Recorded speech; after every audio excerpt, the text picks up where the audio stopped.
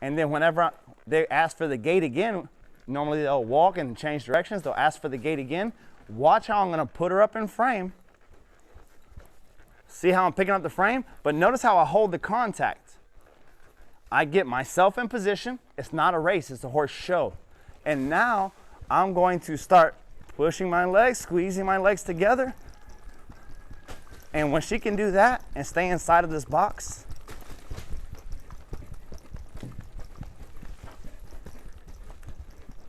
that's so nice right there.